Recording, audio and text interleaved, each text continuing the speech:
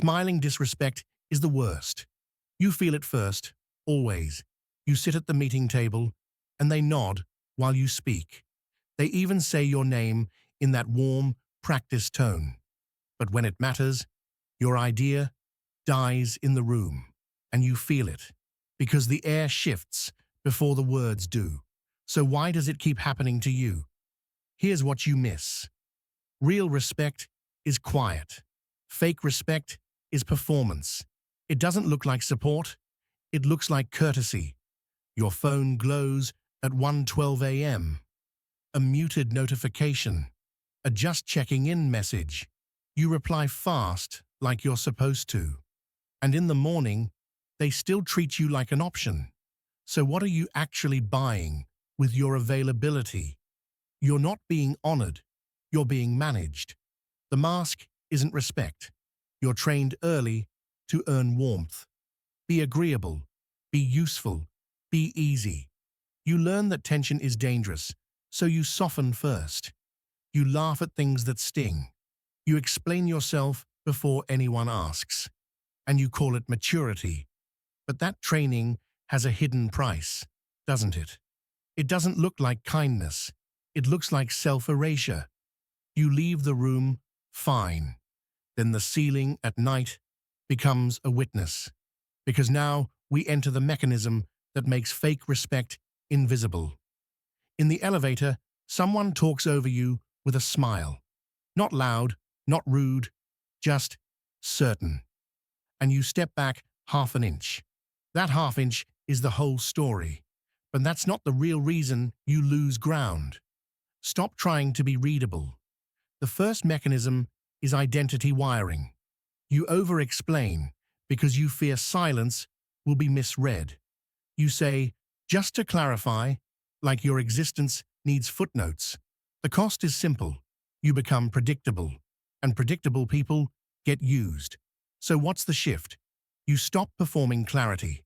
Tonight, you answer one provocation with one sentence. Then you stop. No extra proof. No softening. No rescue. Can you hold that silence? If they respect you, they wait. Now the second mechanism, it's not social. It's energetic. Every reaction leaks you. You see an unread message from someone who respects you. They leave you undelivered for hours. Then they reply with a compliment and a request. Your nervous system spikes. You say yes before you breathe, and you don't notice the exhaustion until later. So what are they actually consuming? Jung called it psychic energy, not mystical, practical.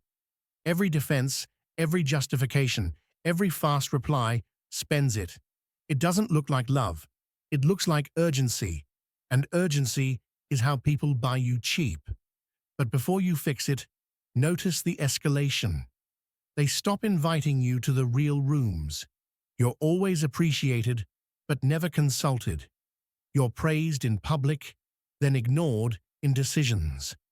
One night, you watch rain crawl down the window, feeling tired for someone who helps so much.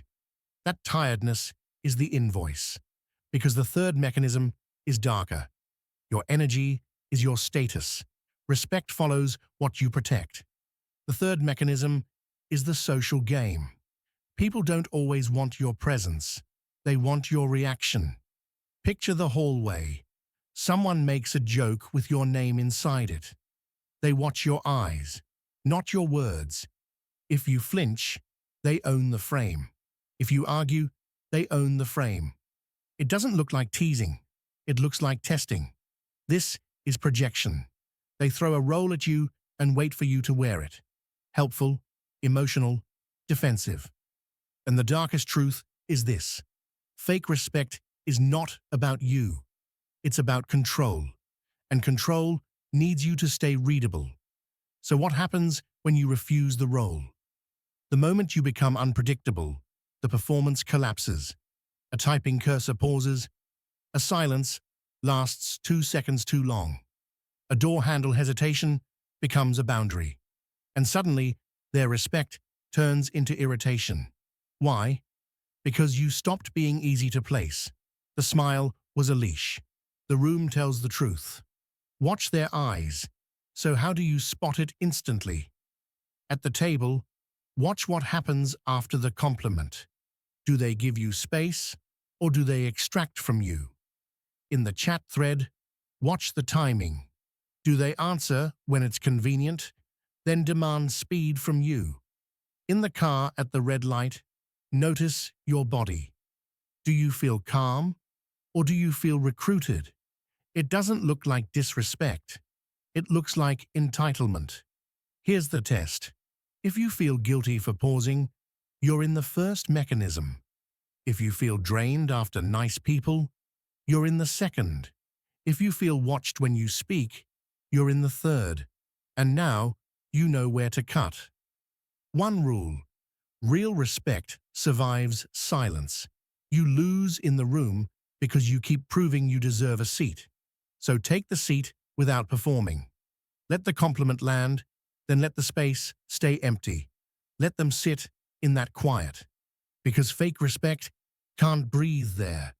Silence isn't absence. It's sovereignty. Let them act. You stay whole.